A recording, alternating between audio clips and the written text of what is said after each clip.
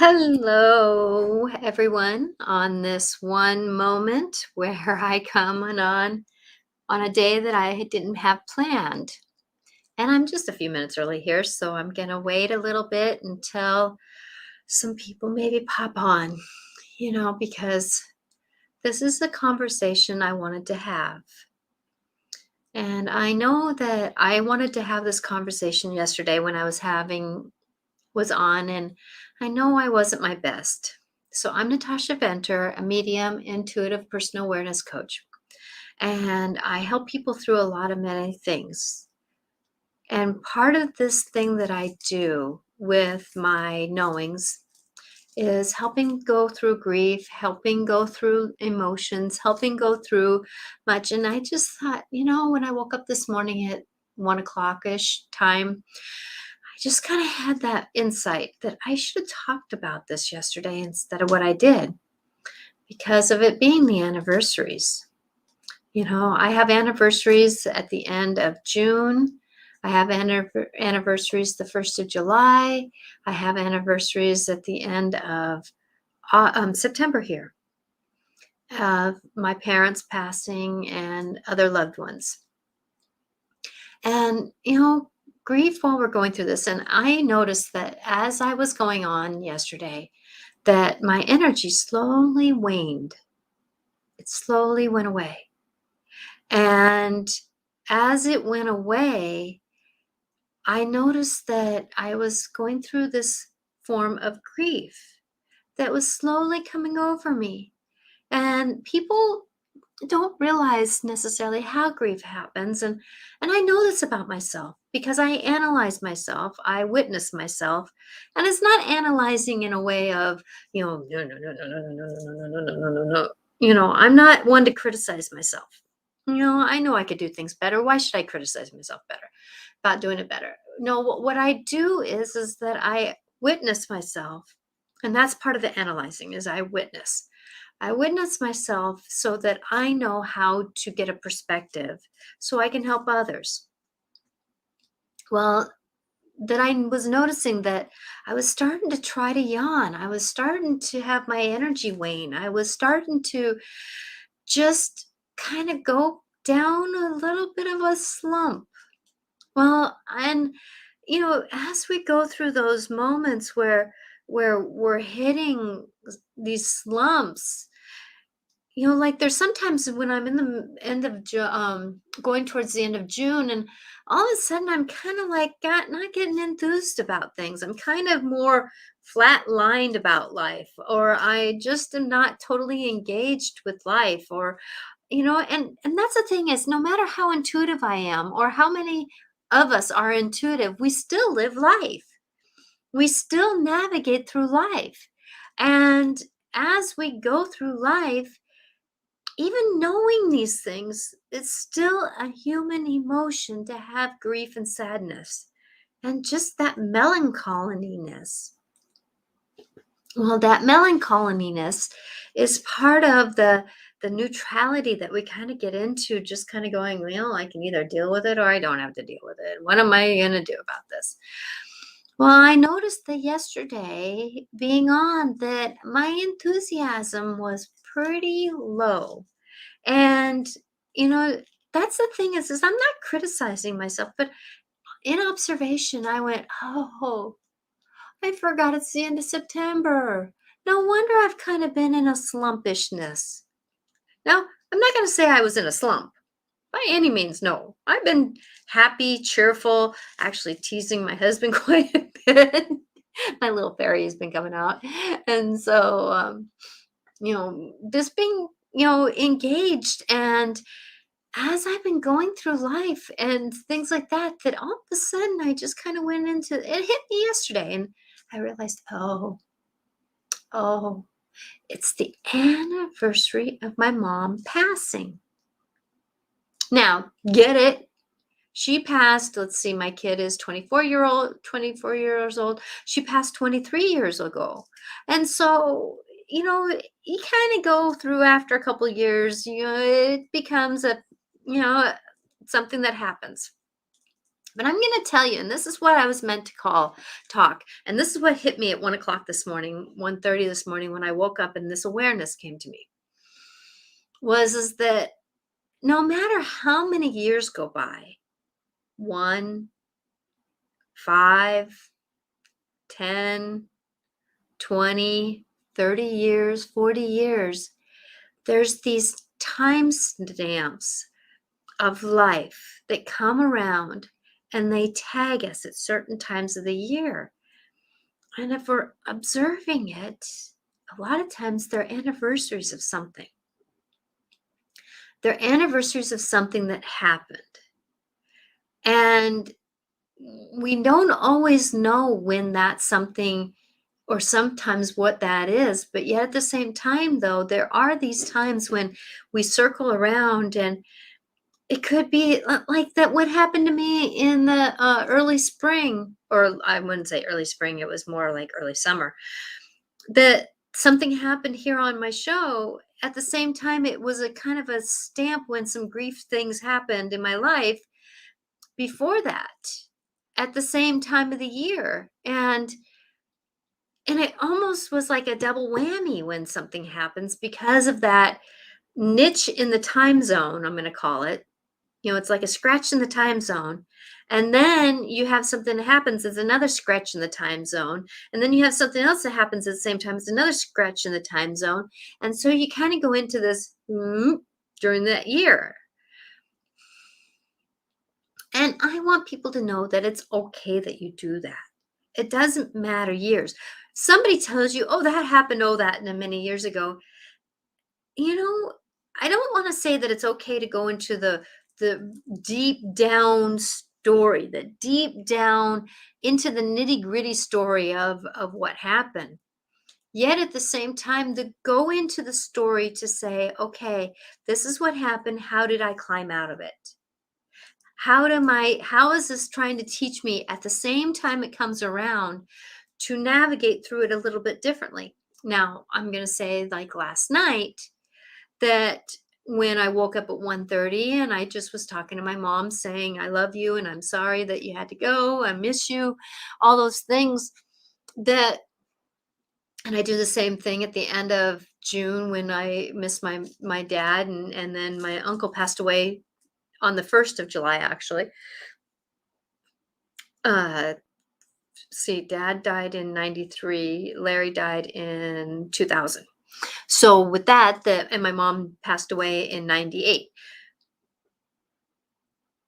Yes, that's the way it went. I had to think because my kids, my older son was born the same summer my dad died, and my youngest child, she was born uh, 3 weeks before I found out my mom had Lou Gehrig's disease. So that first year of my child's life and the last year of my mom's life all kind of coincided together. It was interesting how everything was in synchronicity. As my mom stopped eating, my child started eating.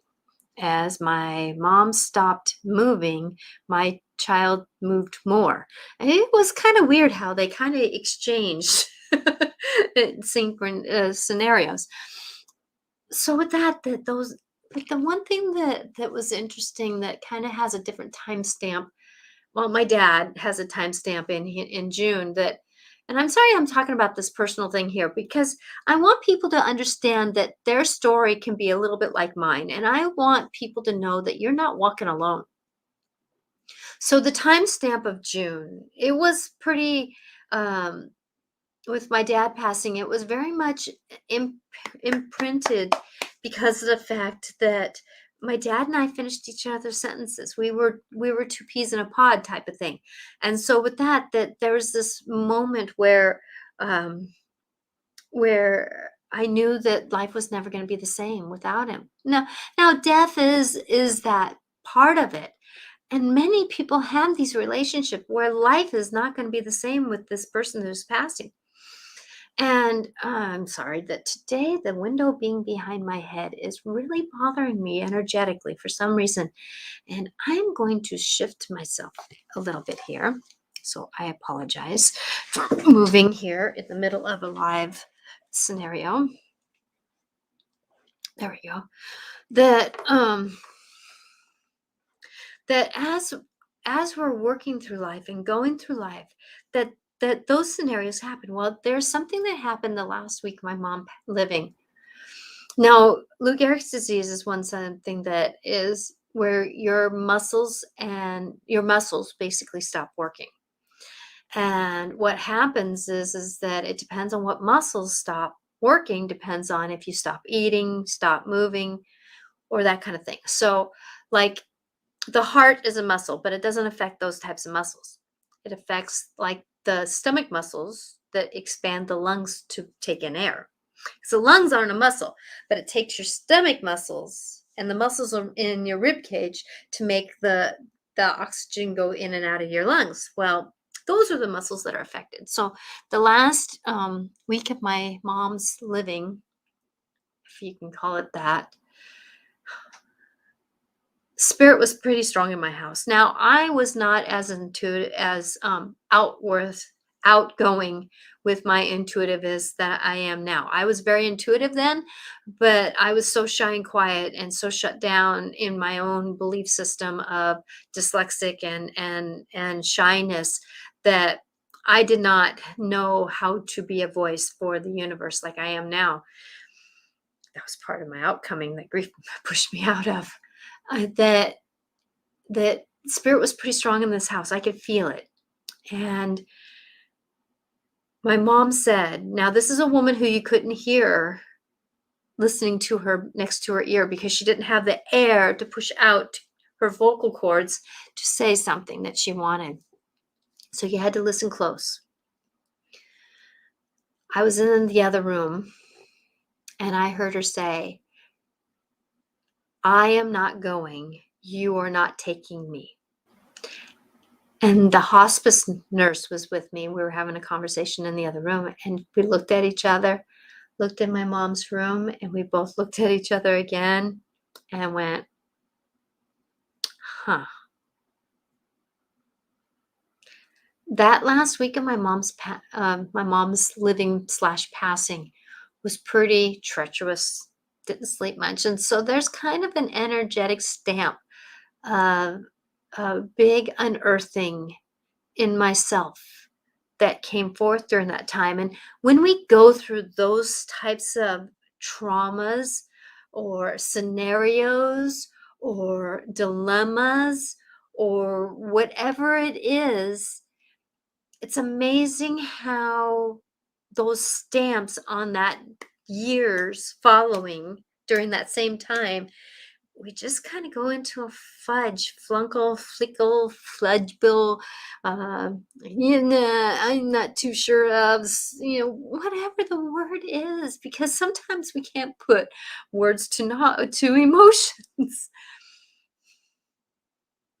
Just like you saw me kind of waning, my energy yesterday on my show was not up, and because I was kind of going into my funkle. That's what I call it right now, is a fungal.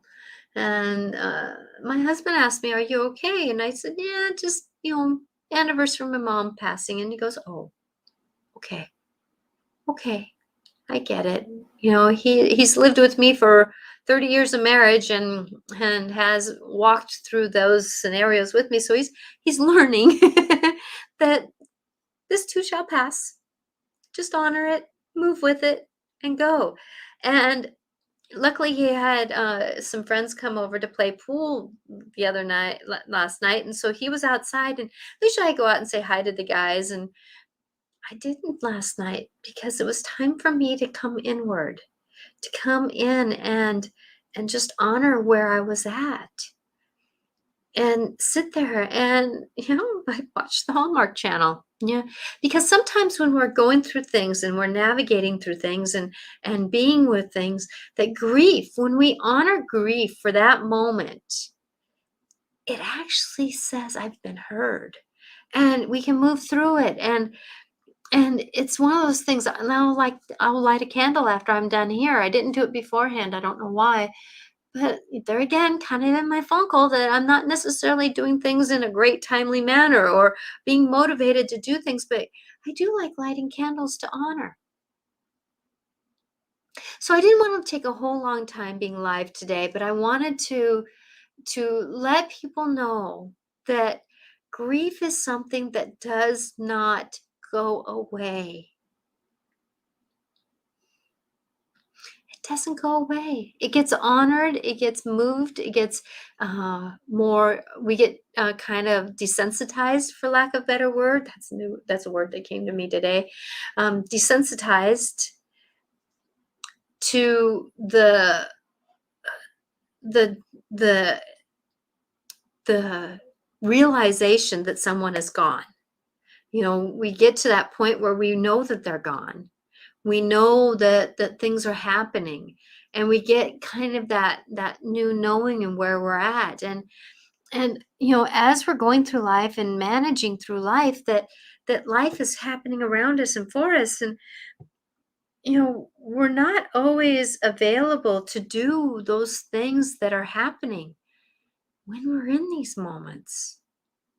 That's the night that we need to actually probably get called out for dinner, um or doing those things that happen. And light a candle, show that there's some light in this world. Think of the loved one and just say, I love you and I miss you. Do something to honor, even if it's a pet. Some of our pets are so precious to us. So if that pet is being it's that anniversary, don't dishonor you for going through the grief of that. Now, does that mean that we have to go through the of the grief? I'm going to say over the last 20 some odd years, yes, I did. Because those emotions were just as raw at that moment. At the same time, though, like yesterday, I just kind of went into a flunkle. Just into a flunkle. And I can say I'm still there a little bit today. But if you can tell from my show yesterday and my show today, I have a little bit more shine to me, I'm going to say. Some sparkle to me. So with that, we're all going through something, and grief is hitting so many of us. And anniversaries it's like we're in the second year of COVID. So do you know how many first anniversaries many are visiting lately? Ooh, this is this big synchronicity moment. Oh, wow. I just redid something that I just did in another moment. Okay. So, even scratching my back here is the same is doing the same thing. Wow. Which means when we have those moments, it means we're very in alignment with the universe. We're very in alignment. And as we go through life, I want you to know that whoever's watching this, going through, the one thing that gave me peace with losing my parents and the rest of my family was I knew where they were going, which is in the loving hands of the universe. I'm going to say it again.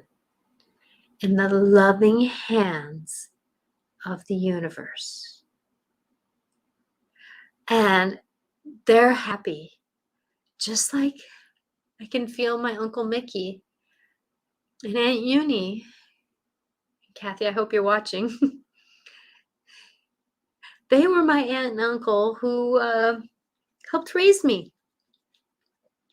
Actually, quite a bit helped raise me. I used to go down and spend time on their farm, and my cousin Kathy is I was going into second grade, and you were in eighth grade, I think. So a few years older than I, but yet at the same time, we're close. We can think of each other, and we're close. Well, Aunt Uni and Uncle Mickey want to say I love you, and that we're so grateful for you. That you did what you did. And Brian and Mitch is here with us, happy. And we're grateful. Whew, talk about close to tears. I was fine before. Now more loved ones are popping in. And, my grandma, who I don't really talk to that often, she's here. my grandpa Ray. So with that, the loved ones come around us and they're with us and they spend time with us after they leave. And I can tell you that they are here with us, helping and supporting us, moving us forward, giving us grace. And Kathy, they're okay with you selling the property. They want you to move on and be happy. They're tired of you being so strapped down um, to I have tos. I have tos. They want you to be free. Like they kind of got freer moving from away from grandma in Ballard. Um, that your navigation of where you're going and what you're doing, it's for you. And they want you happy. They want you happy. You're going to do right by them. And you're doing right by them. Don't worry about it. So with that, know that love is always around us. Life is always around us. And we can always have the loved ones around us, which that many of us are. We just don't know it. Those smells, the radio, song comes on, a commercial comes on that thinks of our loved ones. Um, we feel a touch of our shoulder, a tap. Like for me, like right now, this part of my back is kind of getting a little zingy because of loved ones being behind there. That as we go through life and as we manage through life, that anniversaries do come around and they're just as impactful because the energy made a stamp of that time for us. Take care of yourself during these times. Take care of yourself during grief. And if someone tells you you shouldn't feel grief, they do not know what they're talking about. And if they have had to deal with grief themselves, they did not necessarily manage it the way that you can. So I'm going to tell you, grief is an individual walk. Grief is an individual navigation. And one person can be laughing at 1 minute, feeling grief for the same person, and another person is crying. Another person can have survivor guilt where somebody else is saying, I'm grateful they're at peace. Nobody is going to have grief the same way. Nobody's going to feel the same way about somebody else that someone else did. And Kathy, if you can give Trudy this message that they're happy that she is doing the work that she's doing. And knowing that no matter who she is, that she was made to be the person that she is, and they're loved. You want to say, I love you, Brian. I love you, Trudy. I love you, Kathy.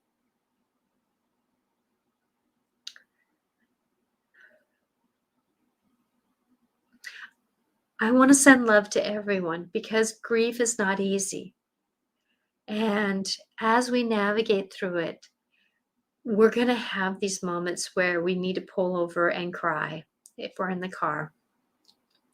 I sometimes watch those sappy movies after my husband goes to bed and just bawl because I give myself permission to do it for a little while. And then kind of melancholy the other times.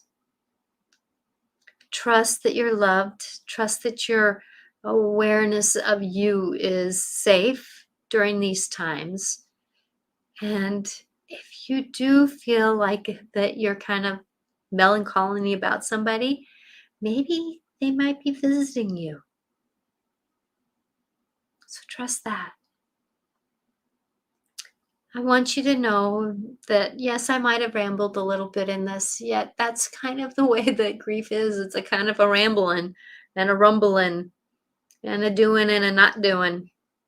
That as you go through your life and as you navigate through life, that no matter who you are, what you are, you're okay with where you're at in it. You're okay with where you're at it, with it. That please know that no matter what, and I'm speaking to those parents who've lost their children, your children want you to live. Live your life for you. Live your life for what you're doing. because of the fact that no matter what you are doing, you're doing what you need to do for your life. Their life path did something different, but they want you to know that you need to stay here, stay alive, to be. You have not touched the people that you need to touch with your knowings. And they're sending their love to you. So as you walk and as you do, just know that, and it's not just, I said that a lot yesterday or in my video last night.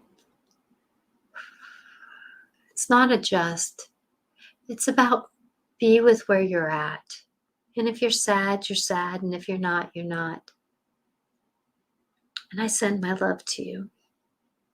Because no matter if it was 1 year, 6 months, 3 months, 2 years, 10 years, 5 years, 18 years, it doesn't matter how many years something has happened.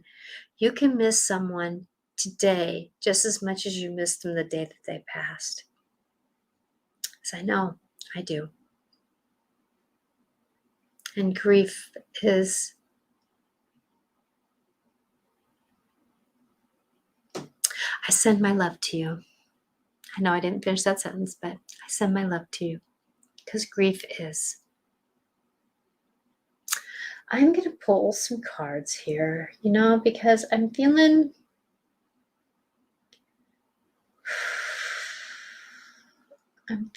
that somebody needs to hear something with a card. And if anybody's watching, if you want to put a comment in, please do. This deck here was pretty right on yesterday. It's kind of an interesting deck. Turn it upright, because I know yesterday it was meant to be upside down. Oh, now it's upside down. So I guess I'll turn it upright. There we go.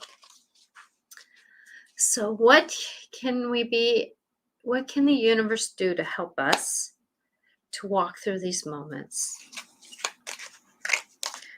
What can we walk through in these moments of grief, of awareness, of destinations?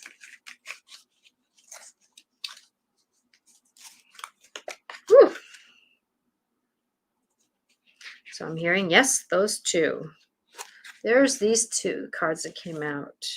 Heal the ouch and clearing house. Clearing house. So I will see what those two. Oh, wait a minute. There's another card that wants to come out. Yes, this one I'm hearing. This one here. Rock bottom. Ooh, that's an interesting card. Rock bottom. I'll have to see what that says. Like I said yesterday, that this is a deck I have not really done some research with. I have not spent much time with. So I am choosing to read in my dyslexic way what the cards have to say so I can learn more what they're about. They almost are like, I wouldn't call them, oh yeah, that word just went out of my head, so I'm not going to go there. So 38, heal the ouch. Isn't that a cute card? Heal the ouch.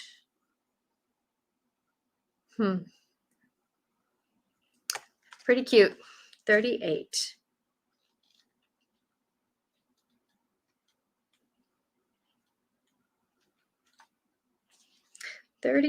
And it was an upright card. Okay. So, like I said, there's these little notes that come on at first. Forgiveness is a healer of the soul. Oh, man. How many of us get mad at our loved ones for passing? Ooh, yeah. That's part of grief. Anger. Anger is part of grief. Anger is part of grief. And it's okay to be angry. Do it safely, though. Hit a pillow instead of the wall. Scream into a pillow instead of in someone else's face. Throw a pillow at the couch, not at someone.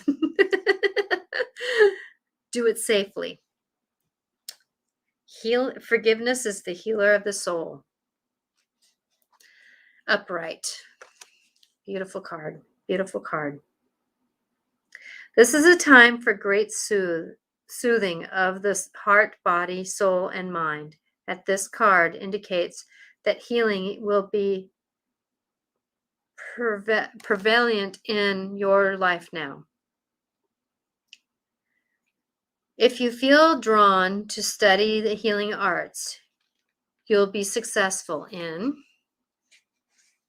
developing your natural capability. Yeah, like I said, my dyslexia and I'm reading out loud. So allow me to redo that sentence. If you feel drawn to study the healing arts, you'll be successful in developing your natural capacity to restore others to wellness. However, the message may be that you are being called to change your behaviors in order to heal the earth. Perhaps you'll switch to a cruelty-free diet, eating less meat, or perhaps you'll pay more attention to how much water or electricity you use. You're asked to be conscious of your footprint on the sacred earth of all life and to commit to the healing path. The Heal the Ouch card may also be an indicator of old wounds and broken bonds being mended. Reconciliations are now possible. Let bygones be bygones. Oh, let bygones be bygones. You know, my observation, no judgment here. Grateful I was an only child sometimes. That life-altering experience, especially losing parents or losing someone, siblings and families get so angry with each other and they fall apart. And sometimes those words that are said or those actions that are done are unhealable to some people. Well, sometimes when years have gone by, isn't it time sometimes just to kind of in our own mind say, yeah, I didn't like it, but I'm going to forgive that moment. Don't like them, but I'm going to ask for healing on that moment. Because of the fact that sometimes family, even though we don't like our blood family, sometimes there is something about keeping blood family going and honoring it for the path that it's taken before us so that it can have an honor as it's left. And I know for us in the family of my dad's side of the family that he was one of 7 siblings. And there's only 1 left, 2 left, 1 left. We don't get together anymore and we're so spread apart. And we used to get together, all the kids at Thanksgiving. Dining room table sat over 25, 27 of us. My grandma used to cook a 30-pound, or if she can get it, 20 some odd to 30-pound turkey plus a ham. And then everybody would make something and bring it to dinner. We don't do that anymore. It's sad. That bygones be bygones. At some point in time, we have to ask for healing on this and let be. And fox is about playfulness and cunning and the hunting instinct. And raccoon, they're very much the cleanser. They're also about what mask are we putting on for others. Be our truer selves. Cleaning house, number 37. This is an interesting card. So I'll read what it says. 37. Oh, right before 38.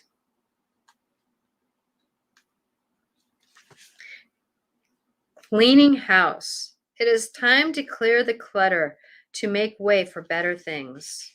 And it was upright. When you see the cleaning house card in the reading, it is time to declutter your life. Get rid of the unwanted things in your physical home and release what no longer want or truly need. Is there any unfinished business you should address? Thoughts, memories, and emotional baggage must be swept out of your house as well. Ooh. The Wiccan religion believes in taking a broom and starting at one end of the house and sweep that out. Some food for thought there, huh? Thoughts, memories, and emotional baggage must be swept out of your house as well. Your conscience must be clear for you to move freely in this world. Celebrate this spring cleaning and feel the freedom as you make your way to much better things. Look at what you've recently discarded and be honest about its value. Be honest. Cleaning house. So many of us hold value to things that are broken and hurt. And let's say, if something comes up and it has a memory of a bad memory, why do we keep hold of it? Release it. And I can tell you that my cousin Kathy, who my aunt and uncle came through for, that they're going through a lot of family because they moved into their family home and had to do a lot of clearing out still because they're going to move out of state. So even further away, and they're having to navigate through that. And the freedom. I know for me that I have a lot of things that are my family, and I've had to claim them for my own, even though they came from, like, my father-in-law built this cabinet that's right here. And no, it's my husband's and I's. We just honor it differently because we know it was made by love. So number 10, rock bottom. Rock bottom. That's an interesting card, isn't it? I said that before. As above, as below. As above, as below. Number 10. Nope, not number 9. Number 10. Number 10, rock bottom.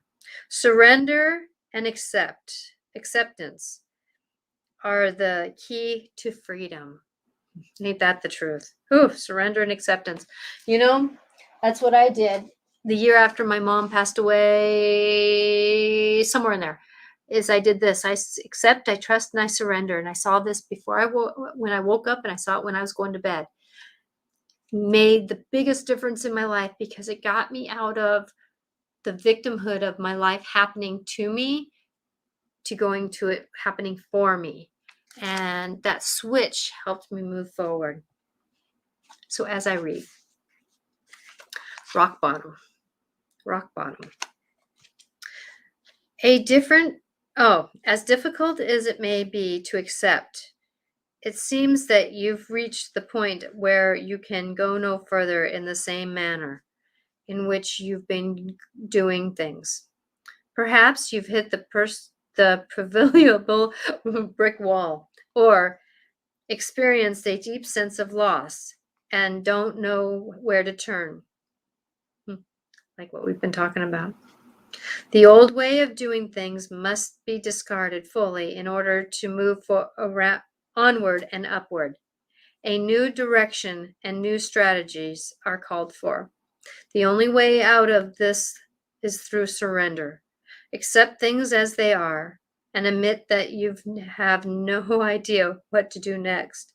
If you wait in the heartfelt moment of release, then a stairway will appear like magic, and all manner of synchronicities will show you the way to higher ground. The rock bottom card is a sign that a miracle is about to occur, but only if you let go completely. Wow. Pretty insightful, that one. Because I can tell you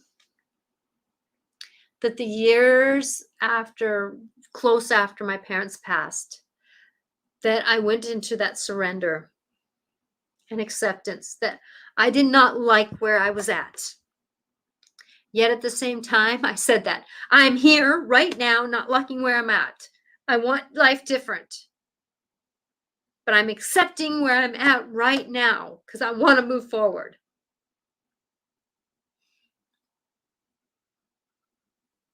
I just felt the energy shift just doing that and just in this today. And then doing this, having it sit by my bed, my nightstand, so I would see it. Navigating through that, I surrender all my being to you, my higher power. I trust that all is in divine timing and purpose. I accept all divine love, beauty, and guidance in all. Simple, but interactionally not easy. So with that, I've gone a little longer than I anticipated, but I just wanted to let you know that grief is going to be a life-altering experience. It can be for your benefit, or it can be your worst nightmare, depending on how you went through that grief, i.e. a car accident and the person was gone, or COVID and the person was gone, or an illness like cancer or Lou Gehrig's disease that you have time to grieve. Suicide is another one. Ooh, man, my love goes too. That is something we can't wrap our heads around sometimes. Grief is your life-altering experience, hitting rock bottom to move you forward. I pray that you, those that are watching that have gone through the grief or will go through the grief, that as you go through the process of it, that you have the ability to navigate with wisdom, and that the unearthing that it causes you to go through will be something that when you look back can be the greatest miracle in your life. Kind of tainted because of the grief, though. My love to you, and I hope that this spontaneous kind of conversation I wanted to have today on the anniversary of my mom passing, that know that you're loved and your loved ones are loving you too. Blessings to you. You can reach me at Natasha Venter at angelicclarifications.com to have a session, support through this grief process, or dealing with the emotions as the grief walks through you. And my love is with you. Have a good night and a blessed weekend.